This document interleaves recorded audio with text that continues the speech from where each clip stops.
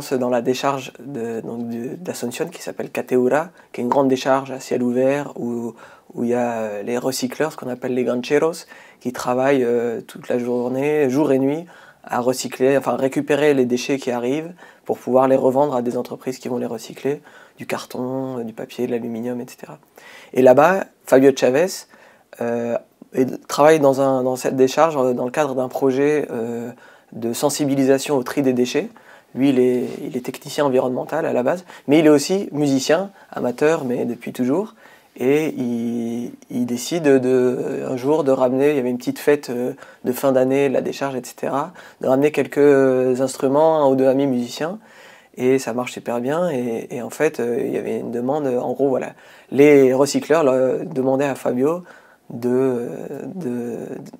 prof de musique pour leurs enfants, ou leur apprendre la musique. Et donc l'histoire de l'Orchestre des instruments recyclés, la genèse, au départ, c'est pas un projet bien ficelé, financé par des ONG, des donateurs, etc. C'est juste, voilà, ça naît de deux choses, du bon sens et un désir.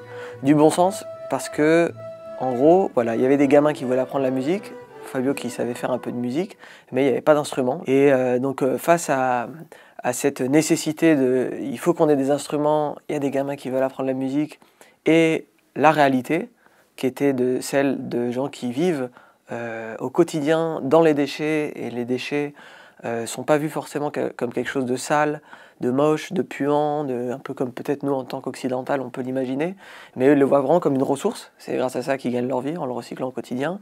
Et donc voilà, cette nécessité et cette réalité, avec un peu d'imagination quand même, Fabio il a dit bon ben pourquoi pas on pourrait fabriquer des instruments avec ces déchets recyclés, ces bouts de boîtes de conserve, ces bouts de palettes, voilà ce qu'ils trouvaient dans la décharge, quoi.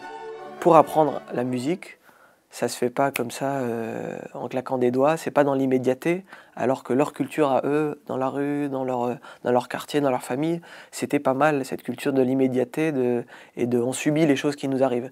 À 14 ans, on commence à aller travailler, quand on a une fille, on a un bébé, on l'a pas voulu, on sait pas trop de qui, etc. Enfin voilà. Et là, ben, la musique, même pour jouer juste au clair de la lune au violon, c'est des heures et des heures et des heures de pratique, d'exercice, de gamme, de doigts, etc. Et du coup, il y a cette idée qu'il y a le processus, l'idée que les choses peuvent s'obtenir, mais suite à un processus, à un effort, à des difficultés qu'on dépasse, à plusieurs, en étant solidaires, etc. Et voilà, pour la musique, c'est juste indispensable. Et ils pourront, du coup, vivre le processus pour la première fois dans leur vie, et l'appliquer à d'autres choses, donc aussi à l'école. Là aujourd'hui, les jeunes de l'orchestre, la plupart terminent leur scolarité, même font des études supérieures, chose qui n'existait jamais avant. Et ça pareil, c'est un processus sur le long terme, de persévérance, etc. Mais aussi dans leur vie, de fonder une famille, de s'engager. Et voilà, tout ça c'était à travers la musique à l'origine. C'était la musique qui les attirait, et après qui les permettait de les accompagner sur leur chemin. Ce saxophone, sur lequel il y a une pièce d'un guarani, ce qui ne vaut rien, a déjà parcouru le monde entier et il a joué à côté du piano de John Lennon ce morceau que vous allez écouter, Imagine.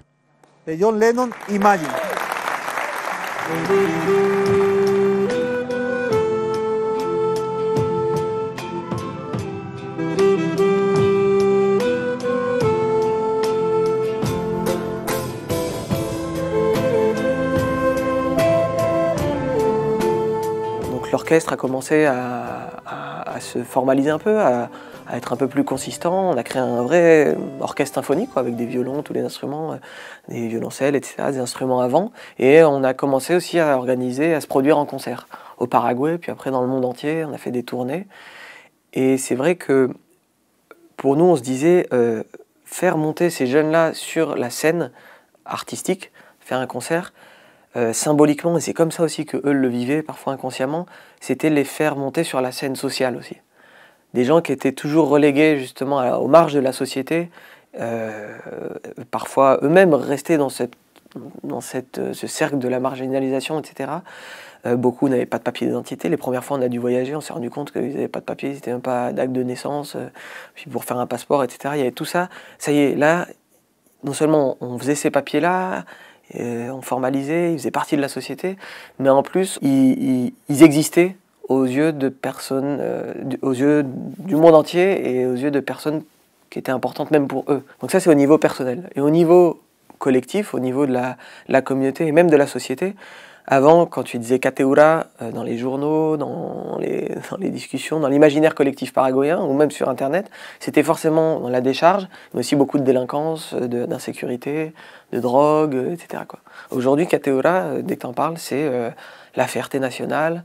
Il y a même de plus en plus de jeunes qui ne sont pas du quartier, qui viennent apprendre la musique dans Cateura, parce qu'on a créé une école de musique où il y a 300 jeunes aujourd'hui, ou même plus de 300 jeunes qui viennent continuer. Qui viennent se former à Cateura. Donc l'image du quartier a vraiment changé. Alors c'est à une échelle toute petite. Dans ce quartier, ils ont 30 000 personnes qui vivent. Nous, voilà, c'est 300 jeunes et leurs familles, donc ça reste tout petit. Mais ce genre de changement, ça se fait sur le long terme. C'est un travail de fond, c'est beaucoup sur l'imaginaire, sur la culture. Et donc, d'une certaine manière, quand même, à partir juste de violons en boîte de conserve, il y a des changements qui arrivent à advenir dans le quartier.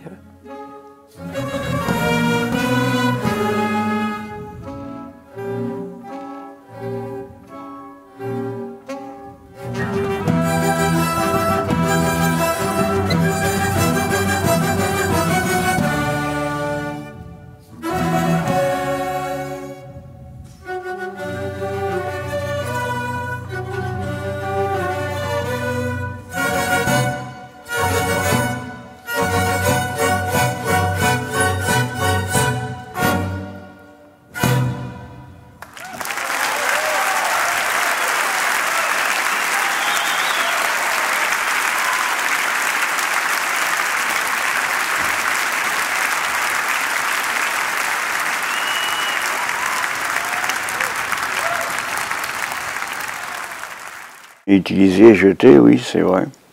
Mais en plus subtil, quoi. Le mode de vie zéro déchet, il n'a pas qu'un intérêt environnemental, il a aussi un intérêt économique, il a aussi un intérêt social. Et c'est ça qui fait que pour nous, c'est un modèle de société porteur pour demain. Dynamique Emploi, c'est vraiment utile. Ça te permet d'avancer dans tes recherches.